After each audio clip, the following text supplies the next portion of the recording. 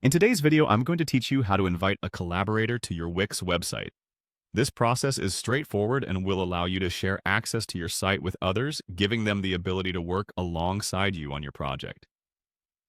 Whether you're looking to collaborate with a colleague, work with a web designer, or bring in a content manager, following these steps will make it easy for you to extend access while maintaining control over your site's permissions. First, let's start by navigating to wix.com and signing into your account if you haven't already. Once you're logged in, you'll find yourself on the Wix dashboard. This is your control center where you manage your site and access its various features. You'll see the home page, which offers you a range of actions you can take.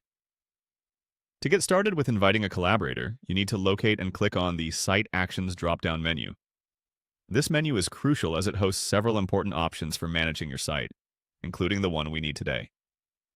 After clicking on Site Actions, the menu will expand. Here, look for the option that reads Invite Collaborators. Go ahead and select it. When you choose this option, you'll be taken to a new screen dedicated to managing roles and permissions on your site. Now, in the invitation section, there's a field where you'll enter the email address of the person you want to collaborate with. It's important to type in the correct email to ensure that your invite reaches the intended collaborator without any issues. With the email entered, the next task is to assign them a role. You'll find various role options available, each with its own set of permissions. Choose the role that best fits the level of access you want to grant.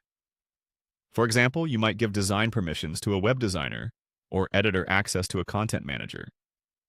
Once you've selected a role, look for the checkbox option and click to confirm your selection. Clicking the checkbox ensures that the permissions are in place, corresponding to the role you've chosen. Then you're ready to send the invitation.